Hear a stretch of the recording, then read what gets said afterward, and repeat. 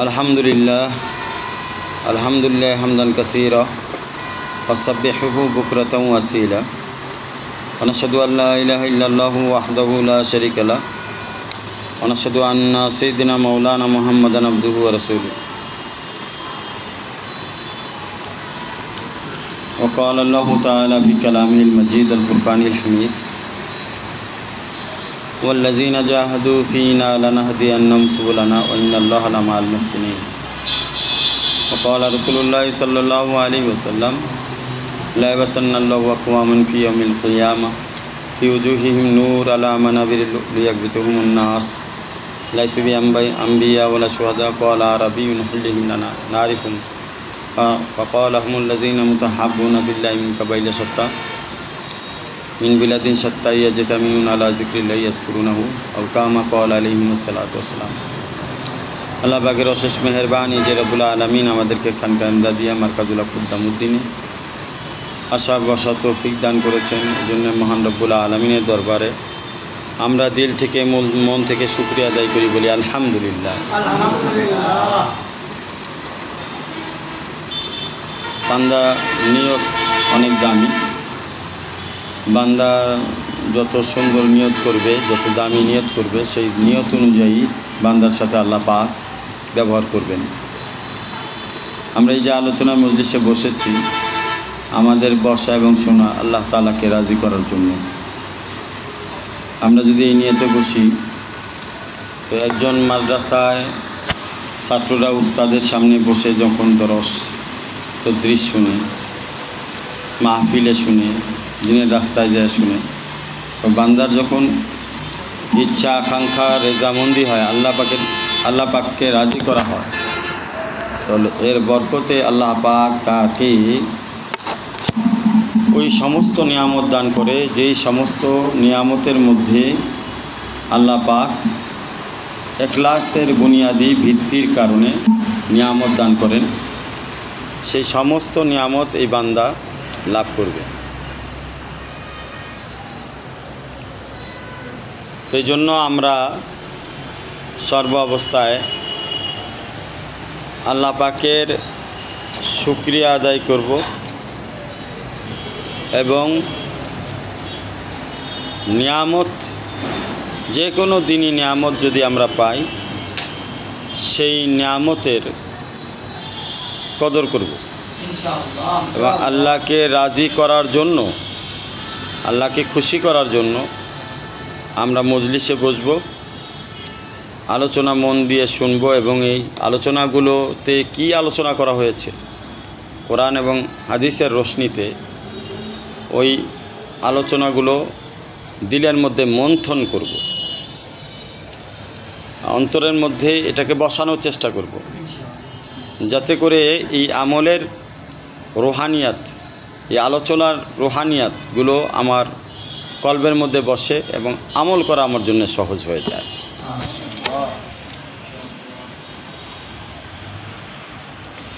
আন জাবিরিন রাদিয়াল্লাহু তাআলা আনহু قال أن رسول الله صلى الله عليه وسلم دخل الأم السائب أو أم مسيب فقال ما لقي يا أم السائب أو أم مسيب تجب جفينا قالت الهمة لا برك له لا برك الله فيها فقال لا تسب الحمى فإنها تذهب خطايا بني آدم كما يذهب قيل خبث الحديد رواه তিরমিজি। আজকের বিষয়বস্তু হলো কোরআন এবং হাদিসের রোশনিতে মানুষ যখন অসুস্থ হয়, বিপদগ্রস্ত হয়, তখন একজন আল্লাহর বান্দার কি ধরনের আদব, থাকা উচিত, কি ধরনের ব্যবহার বান্দা আল্লাহ তাআলার সাথে করবেন, এই বিষয়ে বিস্তারিত আলোচনা ইনশাআল্লাহ। আল্লাহ পাক আমাদেরকে ধৈর্য সহকারে এই আলোচনা শোনার এবং বোঝার এবং আমল করার, অপর ভাইকে দাওয়াত দেওয়ার তৌফিক দান করেন। বান্দা যখন কোনো বিপদে পড়ে, মুসিবতে পড়ে, অসুখে পড়ে, তখন বান্দার গুনাহ মাফ হয়, অথবা বান্দার মর্তবা এবং দরওয়াজা, সম্মান, মাকাম আল্লাহ তাআলার কাছে বুলন্দ হয়, অথবা আনেওয়ালা মুসিবতকে আল্লাহ পাক সরিয়ে দেন। বড় ধরনের মুসিবতকে সরিয়ে দেওয়ার জন্য ছোটোখাটো বিপদ আপদকে ওসিলা বানিয়ে দেন, যাতে বড় ধরনের বিপদ, বালা মুসিবত, অসুখ বিসুখ এর মধ্যে বান্দা পতিত না হয়। সব থেকে বড় মুসিবত হলো কবরের মুসিবত। মৃত্যুর সময়ের পরে আনেওয়ালা কবর সকলের জন্য সামনে আসতেছে, এটার উপরে বড় মুসিবত আর হয় না। কারণ দুনিয়াতে মুসিবতে পড়লে সহযোগিতা করার অনেক লোক রয়েছে, কিন্তু মৃত্যুর সময় বান্দা একেলাই কবরে যায়। মুসিবতে পড়লে তার রক্ষা করার মতো, তাকে দেখার মতো কেউ নাই। হাসরের ময়দানে কোনো বান্দা যদি মুসিবতে পড়ে, তাকে দেখার কেউ নাই। জাহান্নামের মুসিবতের থেকে বড় মুসিবত আর নাই। দুনিয়ার আগুন হতে 70 গুণ আগুন বিশিষ্ট, তাপ বিশিষ্ট ওই জাহান্নামের আগুন, যার রং কালো হয়ে গেছে, এই কালো রঙের এই আগুনের মুসিবত থেকে আর বড় মুসিবত হতে পারে না। দুনিয়ার সামান্য বিপদ আপদ দিয়ে আল্লাহ পাক চান ওই বান্দাকে বড় বড় মুসিবত থেকে বাঁচায়া দিতে। বান্দা যদি মুসিবতের সময় সবর করে, বিপদের সময় সবর করে, সবরের ফলাফলে আল্লাহ পাক তার বড় বড় মুসিবতগুলো দূর করে দেন। আল্লাহ পাক কোরআনের মধ্যে এই জন্যে বলেছেন, ইন্নাল্লাহা মা'আস সাবিরিন। বান্দা যখন মুসিবতে সবর করে, আল্লাহ তার বন্ধু হয়ে যায়। আল্লাহ তার বিপদকে দূর করে তাকে আপন বানায় নেন।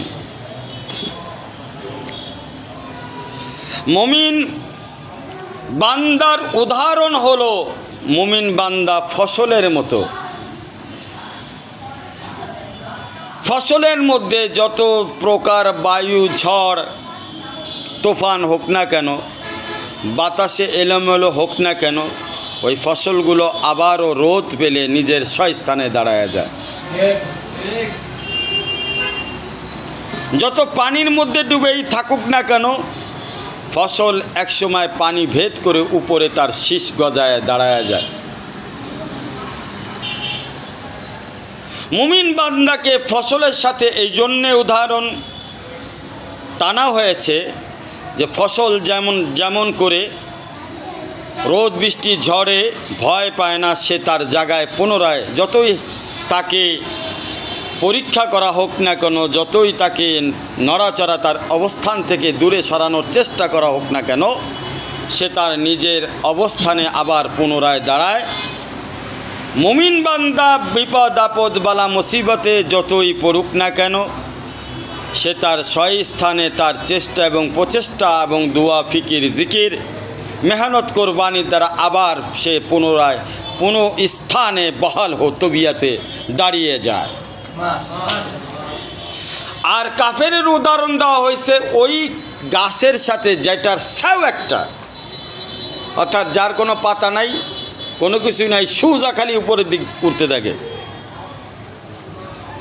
এই ধরনের গাছ বিদেশে দেখা যায় যে একটাই স্যাও, ডালটাল নাই, উপরের দিকে উঠতে থাকে, মাথাটা ঠিক চোঙ্গর মতো উপরের দিকে উঠে। এই গাছের সাথে উদাহরণ কেন দেওয়া হয়েছে?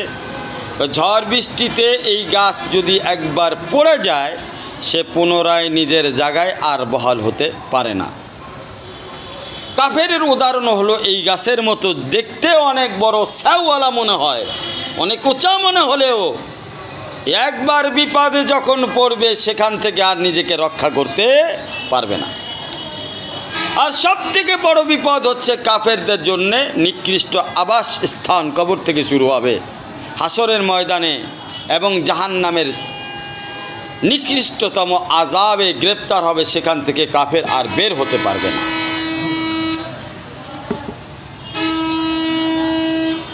বন্ধুরা আমার, হযরত জাবের রাদিয়াল্লাহু তাআলা আনহু হতে বর্ণিত, রাসূলুল্লাহ সাল্লাল্লাহু আলাইহি ওয়াসাল্লাম উম্মে সাইয়্যিব আও উম্মে মুসাইয়্যিব নামে এক মহিলা সাহাবীর বাসায় প্রবেশ করলেন।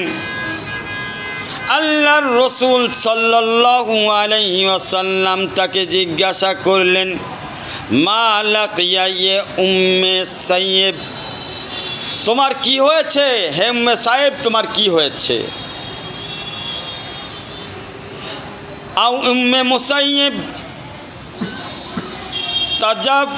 জাফিনা, তুমি বড় অস্থির, বড় বিচলিত, বড় চিন্তিত, বড় হয়রান, বড় পেরেশানগ্রস্ত মনে হচ্ছে, বড় কাতর মনে হচ্ছে। বিষয়টা কি? তুমি কেন এত কাতর? ওয়ালাইকুম আসসালাম ওয়া রাহমাতুল্লাহ। কেন এত কাতর? কেন এত দুর্বলতা তোমার দেখা যাচ্ছে? ক্বালাত, ওই মহিলা সাহাবী বললেন, ইয়া রাসূলুল্লাহ সাল্লাল্লাহু আলাইহি ওয়াসাল্লাম, আল হুম্মা, আমার জ্বর হয়েছে, লা বারাকাল্লাহু ফিহা, আল্লাহ যেন এই জ্বরের মধ্যে বরকত না দেয়, আল্লাহ যেন এই জ্বরের মধ্যে বরকত না দেয়। ফাকালা লা তাসুব্বিল হুম্মা, আল্লাহ রাসূল সাল্লাল্লাহু আলাইহি ওয়াসাল্লাম তাকে দিক নির্দেশনা দিলেন, নসিহত করলেন, আদব শিখাইলেন। বিপদে এবং মুসিবতে থাকলে তার আদব কি এটা বোঝার জন্য তাকে একটি দিক নির্দেশনামূলক বাক্য বললেন। সেটার অর্থ হলো, তুমি কখনই জ্বরকে গালিগালাজ করবে না।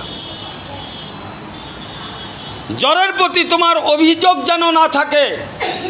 জ্বর আসলে তুমি জ্বরকে এমন কোনো কথা বলবে না যেই কথা দ্বারা আল্লাহ পাকের অসন্তুষ্টি তোমার দ্বারা প্রকাশ পায়।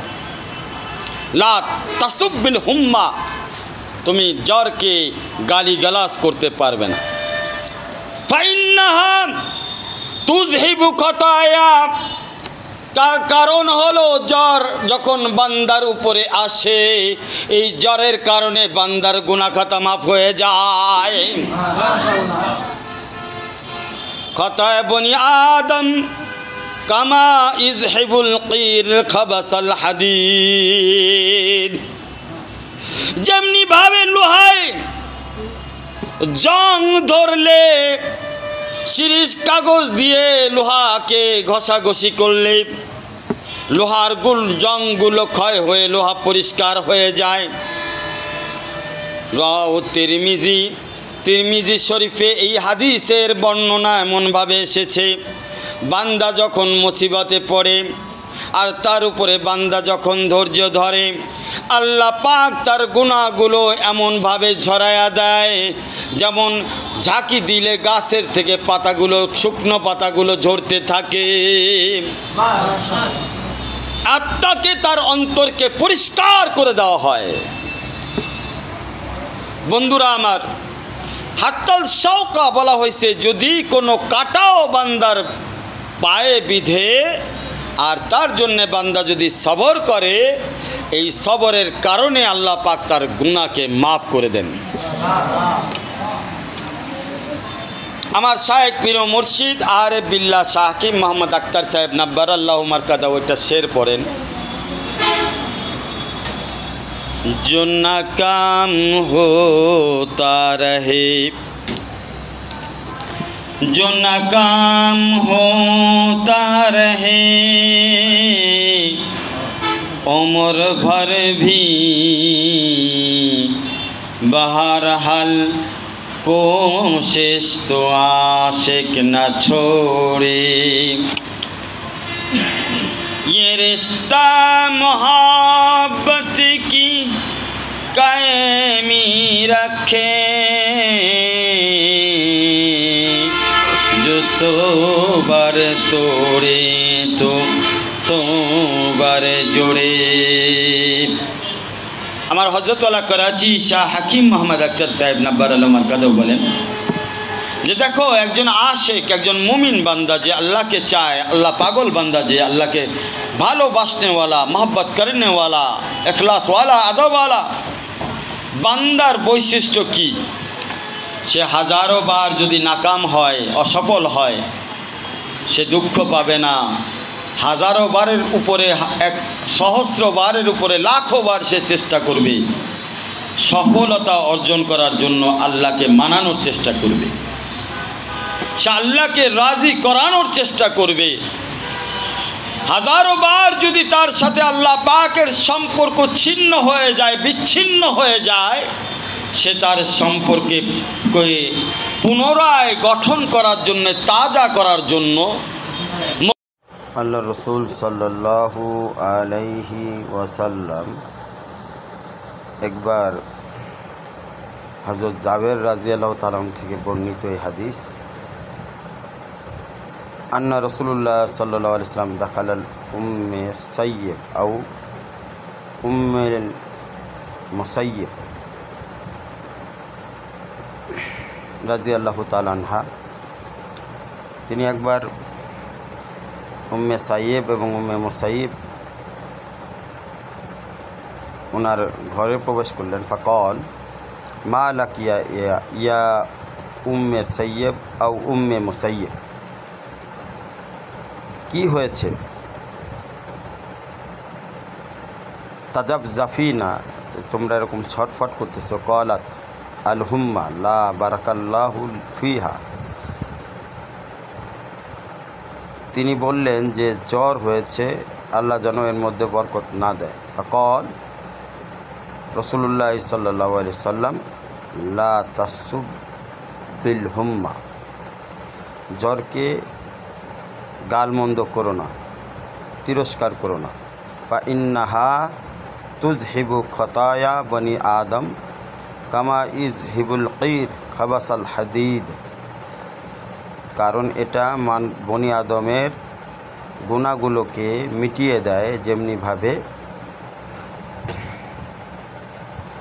লোহার থেকে জং সরে গেলে লোহা পরিষ্কার হয়ে যায়, যেমন শিরিষ কাগজ দিয়ে যদি লোহা ঘষা হয় তো লোহা পরিষ্কার হয়ে যায়। রাওয়াহু তিরমিজি। তো আল্লাহ রসুল সাল্লাল্লাহু আলাইহি সাল্লাম এখানে এটাই বোঝাইলেন যে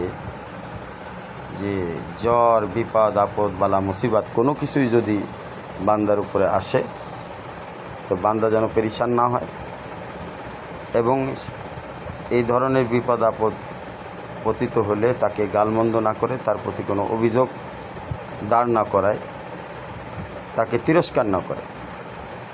হাত্তাল শাওকা, কাটাও যদি লাগে কোনো মুমিন বান্দার শরীরে তো এর দ্বারা গুনাহ মাফ হয়ে যায়।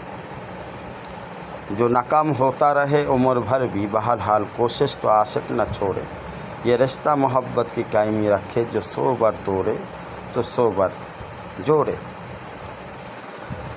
कान रसूलुल्लाह सल्लल्लाहु अलैहि वसल्लम मुस्कामान दाइमा, অধিকাংশ সময় আল্লাহ রসুল সাল্লাল্লাহু আলাইহি ওয়াসাল্লাম অসুস্থ থাকতেন। তার কারণ হচ্ছে দুইটি, হযরতে আম্মাজান আয়েশা রাদিয়াল্লাহু তাআলা বলেন যে অতিরিক্ত উম্মতের গম এবং উম্মতের চিন্তায় সবসময় পেরেশান থাকতেন। মুতাওয়াসিল আল আহজান দাইমাল ফিক্রি আলাই, সবসময় পেরেশান থাকতেন এবং উম্মতকে নিয়ে উম্মতের হেদায়েতের জন্য পেরেশান থাকতেন এবং কাসরাতে সফর এবং বেশি বেশি দাওয়াতের ময়দানে মেহনত করতেন।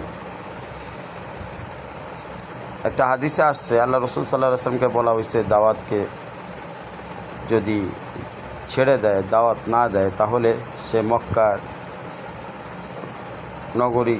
নগরীর মধ্যে তাকে সর্বশ্রেষ্ঠ বাদশার আসন দেওয়া হবে। সবাই তাকে রাজা হিসাবে, বাদশা হিসাবে মেনে নিবে, নেতা হিসাবে মেনে নিবে। মক্কার ধনী নারীদেরকে, সুন্দরী নারীদেরকে তার সাথে বিবাহ দিবে। আল্লাহ রসুল সাল্লাল্লাহু আলাইহি ওয়াসাল্লাম বলেছেন, আমার এক হাতে যদি চন্দ্র আর এক হাতে যদি সূর্য রাখা হয়, তাও আমি দাওয়াতের ময়দান থেকে সরে আসব না। এটা ছিল আল্লাহ রসুল সাল্লাল্লাহু আলাইহি ওয়াসাল্লামের বিশেষ মেহনত, যেটা উম্মতের জন্য আল্লাহ রসুল সাল্লাল্লাহু আলাইহি ওয়াসাল্লাম সর্বদা ফিকির করতেন, পেরেশান থাকতেন এবং দাওয়াতের ময়দানে মেহনত করতেন। হযরত খাব্বাব রাদিয়াল্লাহু তাআলা আনহু এর বাওয়াসিরের অসুখ ছিল। পায়খানার রাস্তায় এক প্রকার গোটা হয় আর কি, যেখান থেকে সর্বদা রক্ত বের হয়। তো হযরত খাব্বাব রাদিয়াল্লাহু তাআলা আনহু লোহার শিক দিয়ে সেখানে সেকা দিতেন এবং মৃত্যুর থেকেও যন্ত্রণাদায়ক কষ্ট হতো। আল্লাহ রসুল সাল্লাল্লাহু আলাইহি ওয়াসাল্লাম তাকে এরকম করতে নিষেধ করেছেন, কিন্তু তারপরেও হযরত খাব্বাব রাদিয়াল্লাহু তাআলা আনহু কষ্ট থেকে বাঁচার জন্য মৃত্যুর থেকেও যন্ত্রণাদায়ক কষ্ট লোহার আগুনে তাপ দিয়ে ওইখানে যেখানে বাওয়াসির হয়েছে, পাশার এক জায়গার থেকে যে রক্ত বের হয় এরকম একটা রোগ, সেখানে সেকা দিতেন। তো হযরত খাব্বাব রাদিয়াল্লাহু তাআলা আনহু বলছেন, যদি মৃত্যু কামনা করা নিষেধ না হইতো তাহলে এই রোগ থেকে মুক্তি পাওয়ার জন্য আমি মৃত্যু কামনা করতাম। তাহলে কত কষ্ট করেছেন, তারপরেও আল্লাহ রসুল সাল্লাল্লাহু আলাইহি ওয়াসাল্লামের সুন্নতের উপর আমল করছেন, দাওয়াতি ময়দানে মেহনত করছেন, দিনের জন্য কষ্ট করেছেন। কোনো অবস্থায় কষ্ট এবং দিনের জন্য কোরবানি করাকে ছেড়ে দেন নাই। বর্তমান সময়ে ক্যান্সারের রোগী আছে যাদেরকে বায়োথেরাপি বা কিমোথেরাপি দেওয়া হয়, এটা দ্বারা এক প্রকার ইঞ্জেকশন দেয়। এটা দিলে শরীরের সমস্ত চুলগুলো পড়ে যায় এবং শরীরের মধ্যে গরম হয়, আস্তে আস্তে শরীরের ভিতরে দাহন যন্ত্রণা শুরু করে। তো চিন্তা করেন যে হযরত খাব্বাব রাদিয়াল্লাহু তাআলা 7-8 বার এরকম ছেঁকা নিয়েছিলেন, যা মৃত্যুর চাইতেও যন্ত্রণাদায়ক। এটার সাথে খাব্বাব রাদিয়াল্লাহু তাআলা মৃত্যুকে তুলনা করেছেন। তো তারপরেও দিনের পর থেকে সরে আসেননি। তো এরকম হায়াত, অনেকে মৃত্যু কামনা করে, হায়াতে জিন্দেগিতে অনেক কষ্ট, পেরেশানি, টেনশন, বিভিন্ন রকম দুর্ভোগ পোহানোর জন্য সে মৃত্যুকে কামনা করে, কিন্তু এটা কামনা করা ঠিক না। মা কানাতিল হায়াত খায়রাল্লি, বলকে এরকম বলা যে আল্লাহ যদি আমার হায়াত আমার জন্য ভালো হয় তাহলে আমি হায়াত চাই, নেক হায়াত চাই, আর ক্ষতিকর হইলে হায়াতের বাকি জিন্দেগি ক্ষতিকর হইলে হেফাজত চাই। আল্লাহ রসুল সাল্লাল্লাহু আলাইহি ওয়াসাল্লাম জ্বরের বিভিন্ন রকম ওষুধ বলেছেন, জ্বরের জন্য পানি ব্যবহার করতে বলেছেন। বিভিন্ন মুহাদ্দিস একরাম বলেছেন পানি সদকা করো, অর্থাৎ সৎকার দ্বারা, সদকাতু ইয়ারুদ্দুল বালা, সৎকার দ্বারা বিপদ দূর হয়ে যায়। কারো কাছে যদি সৎকা করার মতো কিছু না থাকে তো আল্লাহর বান্দাদেরকে পানি পান করাও এটা সৎকার সব, এর দ্বারা বিপদ দূর হয়, জ্বর দূর হয়ে যায়। তো জ্বরের আরেকটা বিষয় হলো আমরা মাথায় পানি ব্যবহার করি, শরীর পানি দিয়ে ব্যবহার করি, বেশি বেশি পানি পান করলে এটাও সুন্নত, এটার দ্বারা জ্বর ঠান্ডা হয়ে যায়, জ্বর সরে যায়। নিয়ম হলো আমরা ওষুধ ব্যবহার করব সুন্নত হিসাবে, কিন্তু মুসাব্বিবাল আসবাব হলেন আল্লাহ পাক। আল্লাহ চাইলে ওষুধ দ্বারাও ছাড়াইতে পারেন, জ্বর, অসুখ বিসুখ, বিপদ আপদ ওষুধ দ্বারাও সরাইতে পারেন, বিভিন্ন ওসিলা বানাইতে পারেন। আল্লাহ চাইলে ডাইরেক্ট কুদরতের মাধ্যমেও সরাইতে পারেন, আল্লাহর ক্ষমতা দ্বারা সরাইতে পারেন। এটা আমাদেরকে শিখতে হবে, জানতে হবে, বুঝতে হবে। আমরা যদি দেখি আল্লাহ পাক কোরআনের মধ্যে সূরা আলাম নাশরাহ লাকা সাদরাক, সূরা ইনশরাহ মধ্যে আল্লাহ পাক বলেছেন যে ফা ইন্না মাআল উসরি ইউসরা, ইন্না মাআল উসরি ইউসরা। তো ইন্না মাআল উসরি, এখানে উসরির মধ্যে আলিফ লাম দাখিল হয়েছে, এটা মারিফা হয়ে গেছে, আর ইউসরা এটা হচ্ছে নাকেরা। তো এর অর্থ হলো যে আল্লাহ পাক প্রত্যেকটা বিপদের আগেও সুখ দেন এবং পরেও সুখ দেন। প্রত্যেকটা সমস্যা, প্রত্যেকটা পেরেশানি আগেও সুখ থাকে, পরেও সুখ থাকে। এর অর্থ হবে আল্লাহ পাক প্রত্যেকটা বিপদের পরিবর্তে, প্রত্যেকটা মুসিবতের পরিবর্তে আল্লাহ পাক দুইবার বান্দাকে সুখ দেন, শান্তি দেন। ইজাস্তাদ্দাত বিকলবি বালুয়া, কবি বলেন ফাফাক্কির বি আলাম নাশরাহ ফাআসসির বাইনা ইয়াসসারাইনি ফাফরা বি আলাম নাশরাহ। কবি বলেন যদি কোনো সময় বিপদ আসে, বালা মুসিবত আসে, তো আলাম নাশরাহ লাকা সাদরাক, এই সূরার দিকে তাকাও, কারণ আল্লাহ এই সূরার মধ্যে বলছেন ফা ইন্না মাআল উসরি ইউসরা ইন্না মাআল ইউসরি ইউসরা। প্রত্যেকটা বিপদের পরিবর্তে, পেরেশানির পরিবর্তে আল্লাহ দুইবার শান্তি বান্দাকে দান করেন। ইন্নাল্লাহা বিন্নাসি লা রউফুর রাহিম, আল্লাহ পাক বলেন আমি বান্দার জন্য হচ্ছি রউফ এবং রহিম। হাজী ইমদাদুল্লাহ মাহাজের মক্কি রহমাতুল্লাহ আলাইকে কেউ জিজ্ঞাসা করলেন যে অনেক সময় বালা মুসিবত আসে, তো আমরা বুঝতে পারি না এটা কি গুনাহ মাফ করার জন্য আসছে নাকি মর্তবা মাকাম বাড়ানোর জন্য আসছে। তো হাজী ইমদাদুল্লাহ মাহাজের মক্কি রহমাতুল্লাহ আলাইহি বলেন যে যেই বিমারি বা অসুখ বিসুখ বালা মুসিবত পরে, মুসিবতের উপরে বান্দা শেকায়েত করে, অভিযোগ করে, বান্দা নারাজ হয়, এরকম কোনো কাজ করে, এরকম অবস্থা যদি বোঝা যায়, তাহলে বুঝতে হবে যে এই বিপদ আপদ বালা মুসিবত যেটা আসছে তার গুনাহ মাফ করার জন্য আসছে। আর যদি বান্দার মধ্যে আজিজি ইনকেসারি হাজারি শুকরগুজারি পাওয়া যায়, কান্নাকাটি পাওয়া যায়, নরম তবিয়ত পাওয়া যায়, আল্লাহ তাআলার শুকর গুজারওয়ালা দিল পাওয়া যায়, তো এই বিপদ আপদ বালা মুসিবত বান্দার জন্য দারাজাত বুলন্দ করনে ওয়ালা, মাকাম বুলন্দ করনে ওয়ালা হিসাবে বান্দার কাছে এসেছে। মারাজুল আফাতের সময় আল্লাহ রসুল সাল্লাল্লাহু আলাইহি ওয়াসাল্লাম এর 10 দিন পূর্বে তার প্রচণ্ড মাথা ব্যথা ছিল। এমতো অবস্থায় আল্লাহ রসুল সাল্লাল্লাহু আলাইহি ওয়াসাল্লাম হযরতে আম্মা জান আয়েশা রাদিয়াল্লাহু তাআলা আনহা গৃহে প্রবেশ করলেন এবং হযরতে আম্মা জান আয়েশা রাদিয়াল্লাহু তাআলা আনহাকে জিজ্ঞাসা করলেন যে আপনার কি হয়েছে। আম্মা জান আয়েশা রাদিয়াল্লাহু তাআলা আনহা বললেন যে আমার মাথা ব্যথা হয়েছে। তো আল্লাহ রসুল সাল্লাল্লাহু আলাইহি ওয়াসাল্লাম বললেন আমারও মাথা ব্যথা হয়েছে। তো আম্মা জান হযরত আয়েশা রাদিয়াল্লাহু তাআলা আনহা বললেন যে আচ্ছা, আমার মাথা ব্যথার কথা শুনে আপনার মাথা ব্যথা হয়েছে? তো আল্লাহ রসুল সাল্লাল্লাহু আলাইহি ওয়াসাল্লাম মুস্কি হেসে দিয়ে বললেন আচ্ছা, এই মাথা ব্যথায় যদি তুমি মারা যাও তাহলে আমি তোমার জন্য ইস্তেগফার করব। আম্মা জান আয়েশা রাদিয়াল্লাহু তাআলা আনহা হেসে দিয়ে বললেন না, আমি মারা যাওয়ার সাথে সাথেই তুমি নতুন আরেকটা বিয়ে করে ঘরে নিয়ে আসবে। এটা একটা আনন্দঘন পরিবেশ। আল্লাহ রসুল সাল্লাল্লাহু আলাইহি ওয়াসাল্লাম তার বিবিদের সাথে হাসি তামাশা করতেন, আনন্দদায়ক কিছু মুহূর্ত কাটাইতেন। কিন্তু তার 10 দিন পরেই যখন আল্লাহ রসুল সাল্লাল্লাহু আলাইহি ওয়াসাল্লাম ওয়াফাত বরণ করলেন, তখন আম্মা জান আয়েশা রাদিয়াল্লাহু তাআলা অত্যন্ত চিন্তিত হইলেন এই বিষয়ে যে তিনি যখন বলেছিলেন তার মাথা ব্যথা হয়েছে, তখন আয়েশা রাদিয়াল্লাহু তাআলা তার সাথে স্বামী সুলভ কিছু হাসি মজাক স্বরূপ কিছু কথা বলেছেন, কিন্তু তিনি এটা বুঝতেই পারেন নাই যে এটা হাকিকতে মৃত্যুর ব্যথা। তো যাই হোক, এটা হচ্ছে আমরা এখান থেকে জানতে পারলাম যে আল্লাহ রসুল সাল্লাল্লাহু আলাইহি ওয়াসাল্লাম গৃহিণীর সাথে তিনি সর্বদাই যে কোনো অবস্থায় যত কষ্টই হোক না কেন তিনি কিন্তু আনন্দ চিত্তে তাদের সাথে ব্যবহার করতেন, কোনো সময় তাদের সাথে খারাপ ব্যবহার করতেন না। বর্তমান সময়ে দেখা গেছে আমাদের মন মেজাজ খারাপ হলে আমরা বিবিকেই সবার আগে বেশি কথা বলি, অথচ আল্লাহ রসুল সাল্লাল্লাহু আলাইহি ওয়াসাল্লাম যেই মাথা ব্যথার কারণে 10 দিন পরেই ওফাত বরণ করলেন, তাহলে সেই মাথা ব্যথাটা অত্যন্ত কঠিন এবং প্রচণ্ড ব্যথা ছিল। তারপরও আল্লাহ রসুল সাল্লাল্লাহু আলাইহি ওয়াসাল্লাম তার বিবির সাথে কত সুন্দর স্ত্রী সুলভ আনন্দ মজা করেছিলেন। এটা আমাদের দেখার বিষয়। আমরাও আমাদের ঘরের বিবির সাথে ভালো ব্যবহার করব, সুন্দর ব্যবহার করব, চাই যত ধরনের বিপদ আপদ বালা মুসিবত আসুক না কেন, যত প্রকার অসুখ ও বিসুখ হোক না কেন।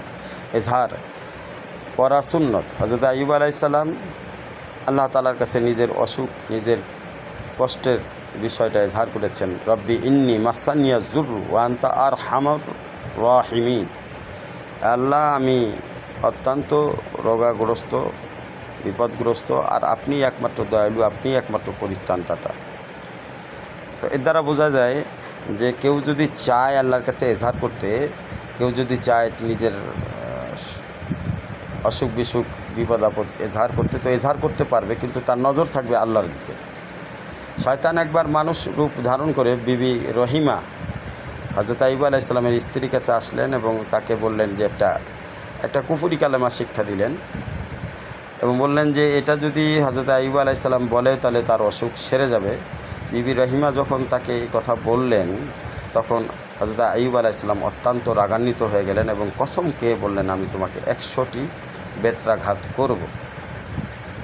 আল্লাহ পাক হযরত আইয়ুব আলাইহিস সালামকে বললেন যে তুমি কসম কেন কাটলা? কারণ তোমার বিবি হচ্ছে সব থেকে সাবেরা এবং তোমার সব থেকে বেশি খেদমত করে। যাই হোক, আল্লাহ পাক বিবির এই খেদমতের বিনিময় দেখেন কোরআনের মধ্যে আল্লাহ পাক হযরত আইয়ুব আলাইহিস সালাম যে কসম কেটেছে সেটাকে আল্লাহ পাক বিবি রহিমার জন্য সহজ করে দিলেন। কিভাবে? আল্লাহ পাক হযরত আইয়ুব আলাইহিস সালামকে বললেন যে তুমি একটি গাছে ডাল নিবে, যেই ডালের মধ্যে 100টা পাতা বিশিষ্ট থাকবে। ওই ডাল দিয়ে তুমি একটি আঘাত করবে খুবই আস্তে, সামান্য পরিমাণে, তাহলেই তোমার কসমের কাফফারা আদায় হয়ে যাবে। তো খেদমতের বরকতে আল্লাহ পাক বান্দার অনেক বিপদ আপদ দূর করে দেয়। তো এখানে বিবি রহিমা শয়তানের কথা শুনে হযরত আইয়ুব আলাইহিস সালাতু ওয়াস সালামকে ওই কুফরি কালেমা বলার জন্য বলেছিলেন। এটা হযরত আইয়ুব আলাইহিস সালামের জন্য যেমন বিপদের কারণ ছিল, তেমনি বিবি রহিমার জন্য বিপদের কারণ ছিল। কিন্তু এখানে আল্লাহ পাক খেদমতের বরকতে এবং দুজনের মধ্যে সম্পর্ক, স্বামী স্ত্রীর সম্পর্ক, বৈধ সম্পর্ক সুন্দর থাকার জন্য আল্লাহ পাক এখানে 100টি বেত্রাঘাত মাফ করে দিয়ে মাত্র একটি বাড়ির উপরে আল্লাহ পাক তার কসমের কাফফারা আদায় করে দিলেন।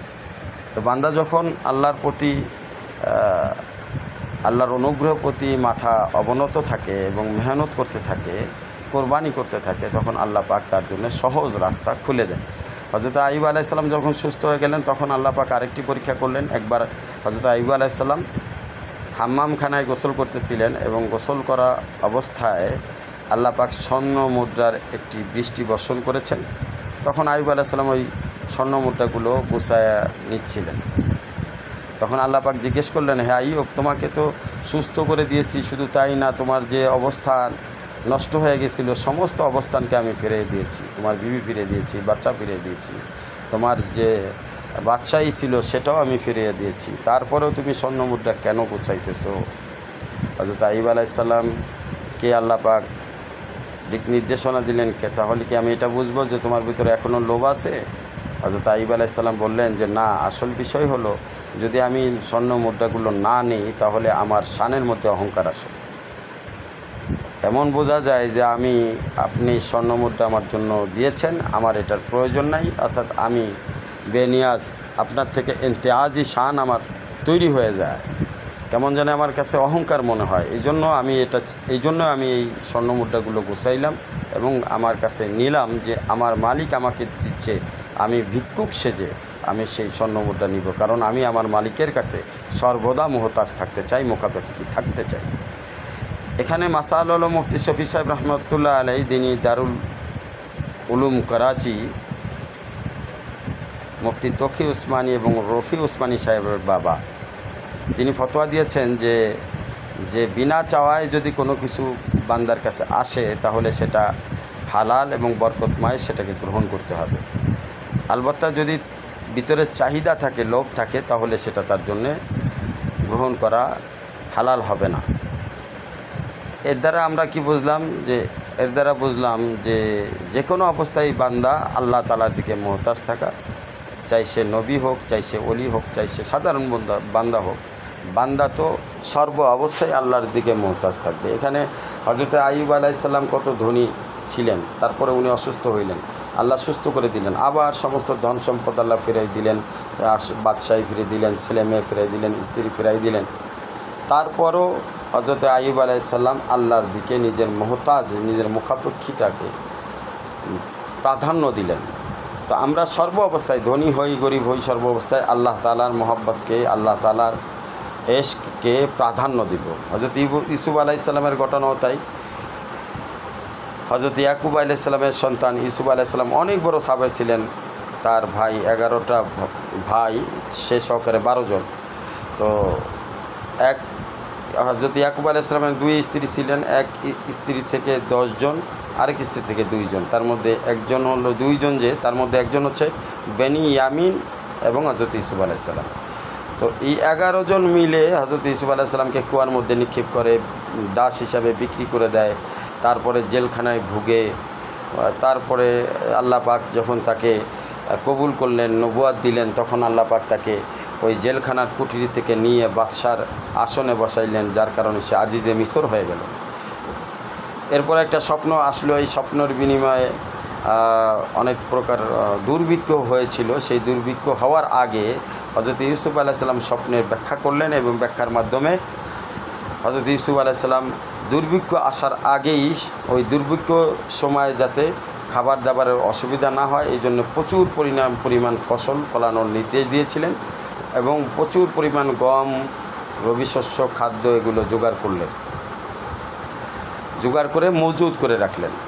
তো ইতিমধ্যে যখন ইউসুফ আলাইহিস সালাম আজিজে মিসর হইল, সব জায়গায় দুর্ভিক্ষের সময় সব জায়গায় খাদ্য বিতরণ করা শুরু করেছে। তো এই খবরটা হযরত ইয়াকুব আলাইহিস সালামের কাছে গেল, এবং ইয়াকুব আলাইহিস সালাম তার সন্তানদেরকে বলল যে তোমরা যাও, ওখান থেকে কিছু খাদ্য শস্য নিয়ে আসো। তো হযরত ইয়াকুব আলাইহিস সালাম তখনও জানতেন না যে তারই ছেলে আজিজে মিসর। তো ইয়াকুব আলাইহিস সালাম তার সন্তানদেরকে বললেন যে তোমরা বিভিন্ন ফটক দিয়ে যাবে, এক দরজা দিয়ে যাবা না, বিভিন্ন দরজা দিয়ে যাইবে। কারণ নবীদের সন্তানের চেহারার মধ্যে, নবীদের দোয়ার কারণে তাদের চেহারার মধ্যে নূর থাকে, সৌন্দর্য থাকে, মানুষের যাতে নজর না লাগে, এই জন্য হযরত ইয়াকুব আলাইহিস সালাম এরকম পরামর্শ দিলেন। হাদিস শরীফের মধ্যে আসে যে আর নজরু হাক্কুন, নজর লাগে, খারাপ নজরও লাগে, ভালো নজরও লাগে। তো এই জন্য এই নজর কাটানোর জন্যে কোরআনের একটি আয়াত আছে, সূরা আল কালামের আয়াত নম্বর 52, এটা 7 বার করে ফু দিলে নজর কেটে যায়। এছাড়া হাদিসের মধ্যে অনেক দোয়া আছে, যেমন আউযু বিকালিমাতিল্লাহি তাম্মাতি মিন গাযাবিহি ওয়া ইকাবিহি ওয়া মিন শাররি ইবাদিহি ওয়া মিন শাররি খালকিহি ওয়া মিন শাররিল হামাযাতিশ শায়াতিন ওয়া ইয়াহযুরুন। আরেকটি দোয়া আছে আউযু বিকালিমাতিল্লাহি তাম্মা মিন শাররিশ শাইতানি হাম্মা মিন কুল্লি আইনিল লাম্মা আউযু বিকালিমাতিল্লাহি তাম্মাতি মিন শাররি মা খালাক আউযু বিকালিমাতিল্লাহি তাম্মাতি মিনাদ দালালাতি ওয়াজ জাওয়াল আউযু বিকালিমাতিল্লাহি তাম্মাতি মিন শাররি মা আজিদু ওয়া হাসিব। এগুলো হাদিসের মধ্যে এই দোয়াগুলো আছে। আমরা এগুলো পড়লে এবং আমাদের সন্তানদেরকে, আমাদের ভাই ব্রাদারকে, আমাদের আত্মীয় স্বজনদেরকে, আমাদের সাথী ভাইদেরকে যদি এই দোয়াগুলো পড়ে ফু দেই, তাহলে ইনশাল্লাহ নজর কেটে যাবে। আবার অজুর পানির দ্বারাও নজর কেটে যায়। একবার আল্লাহ রাসূল সাল্লাল্লাহু আলাইহি সাল্লাম এক সাহাবীর নিকট আসলেন। তো আসার সাথেই দেখলেন যে সাহাবী কিছুক্ষণ আগেই কোনো একটা কারণে উনি দাঁড়ানো অবস্থায় ছিলেন, ওই অবস্থা থেকে উনি বিছানায় পড়ে গেলেন। আল্লাহ রাসূল সাল্লাল্লাহু আলাইহি সাল্লাম জিজ্ঞেস করলেন যে এর পূর্বে কে এসেছিল। তো ঘটনাক্রমে তাকে তালাশ করে নেওয়া হয়। তখন আল্লাহ রাসূল সাল্লাল্লাহু আলাইহি সাল্লাম ওই উক্ত ব্যক্তিকে বললেন যে তুমি মাশাআল্লাহ কেন বলো নাই? যদি তুমি মাশাআল্লাহ বলতা তাহলে এই সাহাবীর এই অবস্থা হইতো না, তোমার নজরের কারণে এই অবস্থা হয়েছে। যাই হোক, তুমি ওযু করো। তো ওযু করার পরে যে পানিগুলো তার শরীর থেকে ছিটে পড়ে গেছে, সেই পানিগুলো জমা করে ওই পানি থেকে কিছু পানি এই সাহাবীকে যখন ছিটায় দেন, আল্লাহ রাসূল সাথে সাথে সে সুস্থ হয়ে যায়। তাহলে পানির দ্বারা নজর কাটা যায়। নজরের একটি ঘটনা শাইখুল হাদিস হযরত মাওলানা শাহ জাকারিয়া রাহমাতুল্লাহ আলাইহি উল্লেখ করেছেন যে একটি আমের বাগান ছিল, অনেক সুন্দর আমের বাগান।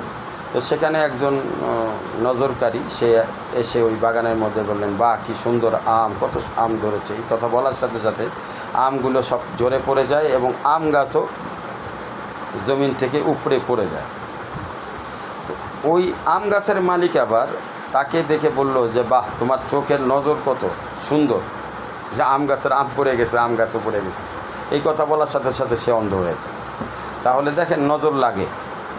তো আমরা সর্বদাই আমরা চেষ্টা করব যেন আমাদের নজর না লাগে। বাবা মার নজর অনেক সময় কুনজর সন্তানের উপরে লেগে যায়। তো এই জন্যে বাবা মা সহ আমরা সবসময় বেশি বেশি আমল করব। কথা যে কোনো কথার আগে পিছে আমরা এটা বলবো, এটার অভ্যাস করব যে মাশা আল্লাহ লা হাওলা ওয়ালা কুওয়াতা ইল্লা বিল্লাহ, এই কথাটার অভ্যাস আমরা বেশি বেশি করব। আর আমি বলেছিলাম যে যেমনিভাবে মানুষের উপরে কুনজর লাগে তেমনিভাবে মানুষের উপরে সুনজরও লাগে। আল্লাহর নেক বান্দাদের নজর হচ্ছে সুনজর, আল্লাহওয়ালা নজর। কারণ আল্লাহ পাক নিজেই বলে ইত্তাকি ফারাসাতাল মুমিন ফা ইন্নাহু ইয়ানজুরু বিনূরিল্লাহ, তোমরা আল্লাহওয়ালাদের নেক দৃষ্টিকে ভয় করো, কারণ সূক্ষ্ম দৃষ্টিকে ভয় করো, কারণ তারা আল্লাহর নূর দ্বারা দেখে। তাহলে আল্লাহর নূর দ্বারা আল্লাহওয়ালারা দেখে, তো আল্লাহর নূরওয়ালা যাদের দৃষ্টি, তো তারা যখন কোনো বান্দার উপরে দৃষ্টি করে তাহলে তাদের নেক নজরও লাগে, যার ফলাফলে বান্দার জিন্দেগি, বান্দার তাকদীর পরিবর্তন হয়ে যায়। জাহান্নামওয়ালাদের রাস্তা থেকে পরিবর্তন হয়ে ওই বান্দা জান্নাতওয়ালাদের রাস্তার মধ্যে প্রবেশ করে। তাহলে আগে তাকদীরের মধ্যে জাহান্নামওয়ালাদের রাস্তা ছিল, আল্লাহওয়ালাদের নজরের কারণে এখন জান্নাতওয়ালাদের রাস্তার মধ্যে চলা শুরু করেছে। এভাবেই বান্দার তাকদীর এক রাস্তার থেকে পরিবর্তন হয়ে আল্লাহওয়ালাদের নেক দৃষ্টির কারণে নেক রাস্তার দিকে অগ্রসর হয়। হযরত বেলাল রাদিয়াল্লাহু তাআলা আনহু ঘটনা, উনি বলেছেন যে উনি যখন গোলাম ছিলেন এবং আল্লাহ রাসূল সাল্লাল্লাহু আলাইহি ওয়াসাল্লামের হাতে বায়াত হইলেন এবং দ্বীন ইসলাম কবুল করলেন, তো তার যে মালিক ছিল আবু জেহেল, উতবা, সাহেবা, এরা অত্যন্ত অত্যাচার করেছে। গরম বালির উপরে রেখে, উত্তপ্ত রোদে তার উপরে পাথর রেখে, পাথর চাপা দিয়ে ঘোড়ার সাথে বেঁধে চাবুক মারা হয়েছিল। তার সেই অবস্থাতেও হযরতে বিলাল রাদিয়াল্লাহু তাআলা আল্লাহর নাম নিয়েছেন, আহাদ আহাদ বলেছেন, দিনের থেকে সরে যায়নি, আল্লাহর রসুল থেকে সরে যায়নি। আল্লাহ রসুলের উপরে যে ঈমান এবং বিশ্বাস ছিল তার উপর থেকে সরে যায়নি। তাহলে আমরা যত বিপদাপদেই পড়ি না কেন, সর্বদাই আমাদেরকে খেয়াল রাখতে হবে যে কোনো বিপদই আল্লাহ পাকের রহমত হিসাবে আসে। কোনো বিপদেই ঘাবড়ানো যাবে না, বরং সবর করতে হবে, আল্লাহ পাকের শুকরিয়া আদায় করতে হবে।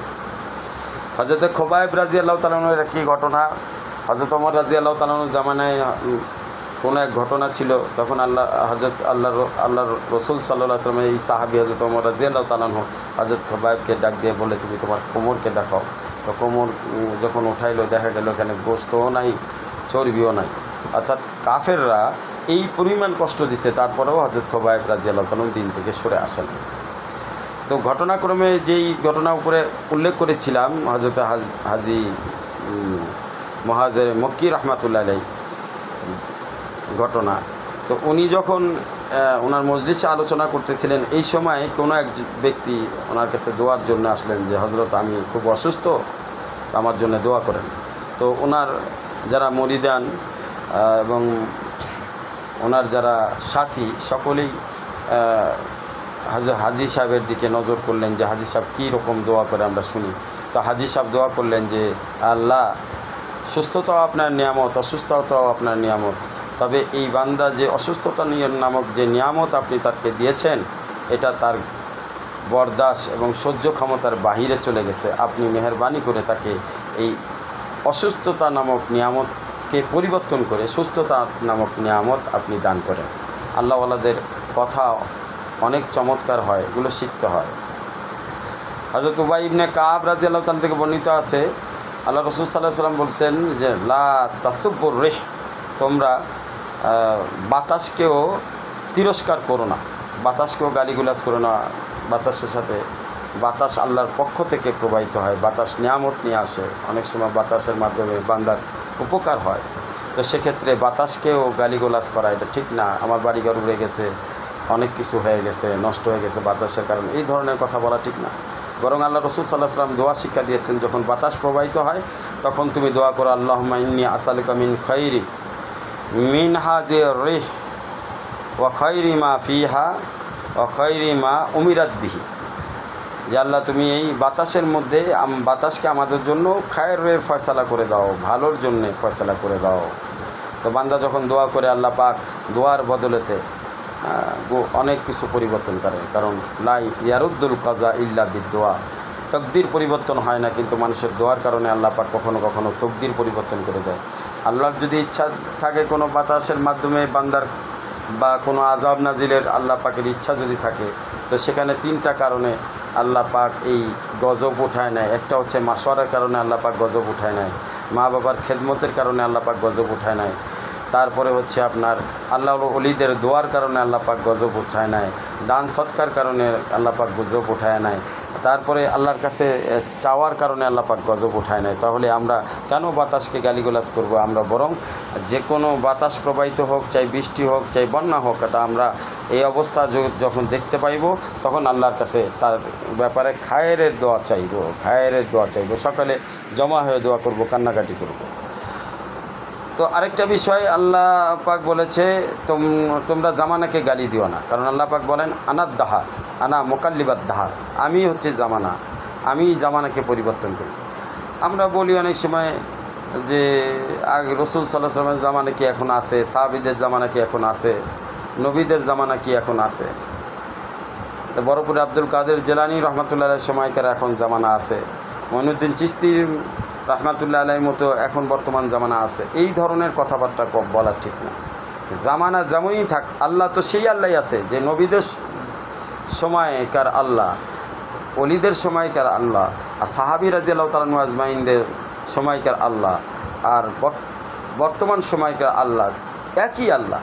আল্লাহর মধ্যে কোনো পরিবর্তন হয়নি। আল্লাহ তো আল্লাহর জায়গায় আছে। সুতরাং কেউ যদি মেহনত করে, কোরবানি করে, মুজাহিদা করে, তো বর্তমান জামানাও যুগ শ্রেষ্ঠ আল্লাহর অলি হওয়া সম্ভব। বরং ফিতনা যখন বেশি হয় তখন ওই ফিতনাকে মোকাবেলা করার জন্য আল্লাহ পাক এর উপরে জিম্মাদারি দাঁড়ায় যায় যে ওই জামানার জন্য বড় বড় আল্লাহর অলি পয়দা করা আল্লাহর পক্ষে জরুরি হয়ে যায়। তখন জামানা অনুযায়ী